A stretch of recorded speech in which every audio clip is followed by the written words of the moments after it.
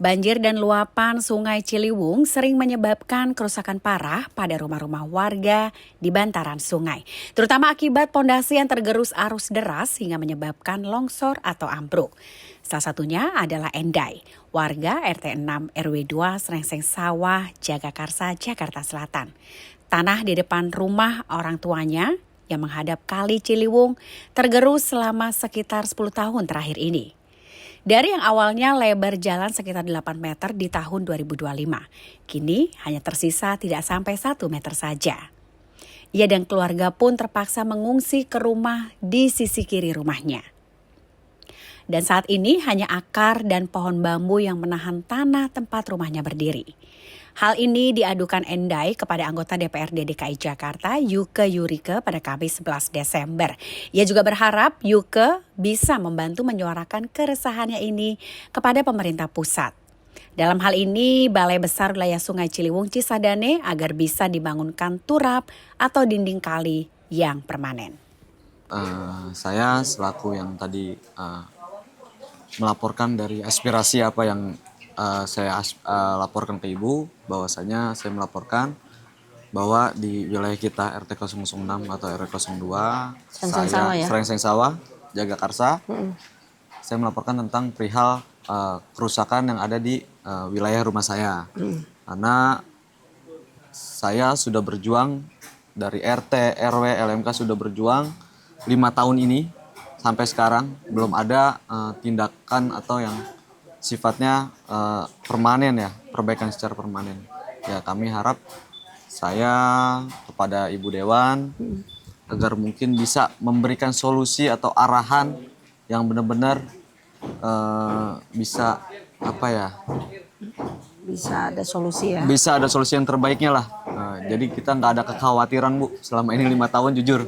Saat hujan deras ataupun banjir gitu, ini sekitaran sini ada anak kecil nih, ada bayi juga di sini. Itu sangat khawatir banget.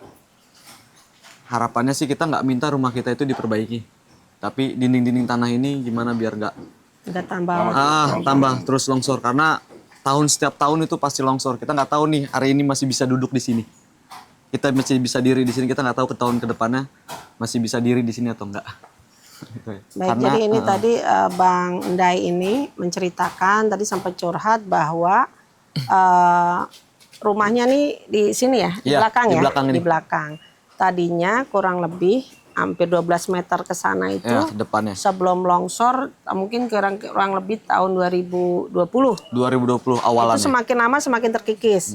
Nah sekarang posisinya seperti yang kita lihat, ini udah sangat-sangat akses menuju rumahnya aja itu ada tangga darurat, ini berbahaya sekali dan masih ada yang tinggal di sana.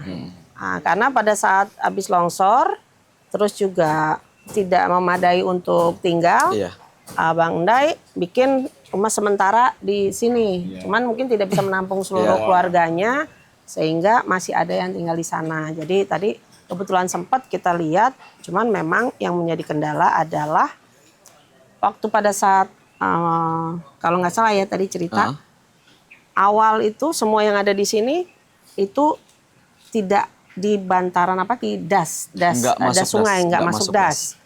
Tapi karena terkikis terus, kalau ngelihat kondisi sekarang, jadi dianggapnya ini masih masuk das. Nah, solusi yang diminta adalah minimal bagaimana tidak meminimalisir kejadian longsor dan lain-lain. Yang sekarang sudah dilakukan adalah hanya sementara dolken, itu pun juga sudah lama.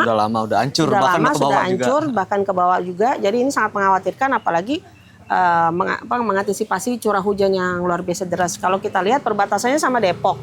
Jadi arus airnya memang ini kan agak dibelokkan ya. Jatuhnya banyak kan ngikis ke sini. Sedangkan tadi ceritanya di balik ini, itu di belakang itu ada berapa?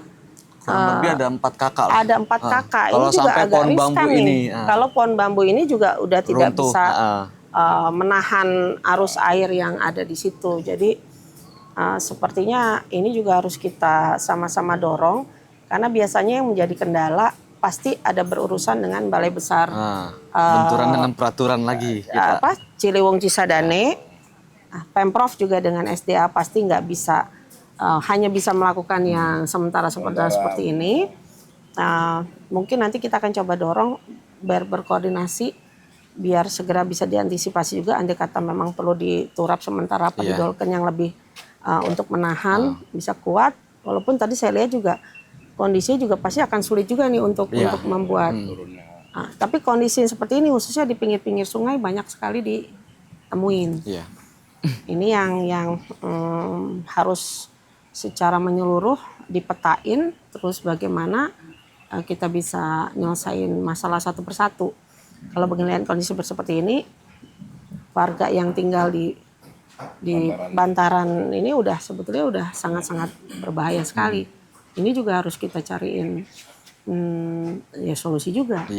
Andai kata memang berbahaya tinggal, berarti kan harus relokasi, harus pindah juga kemana. Terus mereka juga ternyata tadi saya cek SHM, SHM. Siapa yang mau membebaskan?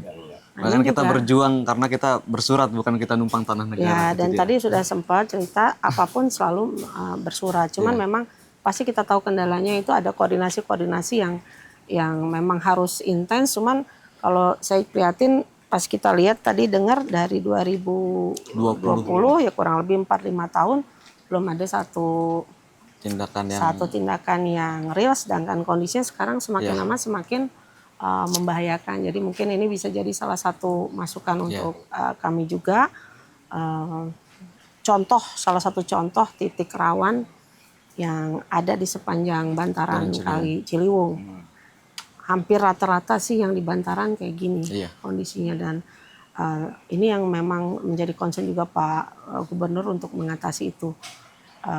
Dan sekarang kan kita lagi concern untuk normalisasi Ciliwung. Tapi terasa ini kan udah lewat. Di sana selesai, nanti di sini pun juga harus pikirin. Tapi minimal paling enggak ya gimana untuk mengantisipasi apakah dari ujungnya kan ini mesti ditelusurin juga. Kenapa arus begitu? Berarti mungkin ada pendangkalan kah? Ya kan? Atau dari Bogor dan lain-lain juga kan harusnya juga harus ada koordinasi yang bareng-bareng ya sama pemerintah provinsi DKI Jakarta sama-sama untuk mengantisipasi hal-hal yang seperti ini gitu. Ya inilah salah satu PR terkait banjir, pengendalian banjir dan lain-lain, karena memang Jakarta dilalui oleh 13 sungai. Jadi ini baru satu sungai Ciliwung loh. Belum yang lain-lain sama kali lain. Yang mudah-mudahan deh kita ini cuman ya aku sih khawatir itu aja. Kalau memang berbahaya gimana caranya tuh? Saya kayak gitu ngeri sempat banget sih kita loh. ditawarin Bu dari dari dinas saya lupa, pindah ke rumah Rusun. Bilang, kayak enak banget nyuruh pindah gitu, maksudnya ya oke lah gitu kan. Kalau memang nanti dicoba juga sama-sama, pasti kan ada, kalau kayak gini udah nggak layak. Rusun itu sudah disiapkan untuk yang relokasi, untuk di tempat lokasi seperti ini. Jadi di Jakarta kan masih ada. Dan itu cukup mumpuni. Maksud aku untuk casing kayak gini nanti kita sama-sama lihat, tapi coba jajaki. Nanti kita sama-sama coba bantu. Kalau memang bisa pindah itu lebih aman. Kenapa enggak? Mumpung masih ada towernya yang memang untuk dialokasiin untuk situasional seperti ini. Cuman kan sejauh apa pasti kan akan dicek mana yang memang lokasi dan persyaratannya. Tapi bisa coba diajuin nanti kita kontakkan aja ya. Iya, siap Bu. Itu juga salah satu kalau sudah ada yang menawarkan itu, apalagi kalau Jagakarsa tuh rusunnya bagus. Cuman ini saya waktu itu sempat di rusun mana ya? Daerah Gatot Subroto atau mana itu kan jauh banget. Gatot Subroto. Manggarai, pokoknya mendekati Manggarai itu. Oh, Pasar Rumput. Pasar Rumput ya. Pasar Rumput memang jauh. Jauhan. Itu juga cukup besar. Tapi paling enggak, misalnya nanti kita coba yang terdekat kan Jagakarsa. Nanti kita sama-sama, kebetulan kan itu juga di komisi aku ya. Tinggal berapa kakak, berapa keluarga kan, kalau persyaratannya cukup, persyaratannya emang mumpuni, kenapa enggak? Daripada ngeri, bahaya, mungkin itu bisa jadi satu solusi. Kalau bisa yang terdekat ya, terdekat lebih bagus lagi. Karena kan ibarat kalau dekat kita mata pencarian masih di sini gitu, sekitar sini gitu. Gitu. Ya udah, mudah-mudahan nanti kita sama-sama, jadi catatan untuk kita mudah-mudahan bisa ada solusi segera ya. Cuman ini Desember Januari masih Ini curah makanya hujannya ini loh. Ini udah Kalau pada bisa- soalnya udah pada iya, maksud aku hilang kalau buat nggak- tutupan tanahnya. Kalau bisa jangan di situ deh Iya. mungkin. Aku makanya Gimana? kalau udah hujan terus saya bilang, Pak jangan di sini, Jangan di pindah situ dulu. deh. Bahaya. Usia berapa? Saya. Enggak. Oh bapak itu 62. Masih aktif ya 62, ngerjain. Ini ibu. Ibu saya. Aduh. Oh, Pokoknya hati-hati Bu, Pak. Sehat. Masih muda. Anak berapa? Anak tiga. Ini yang nomor 2. Oh nomor 2. Oh. Iya deh kalau gitu. Ini dulu tetangga di situ. Iya. Iya.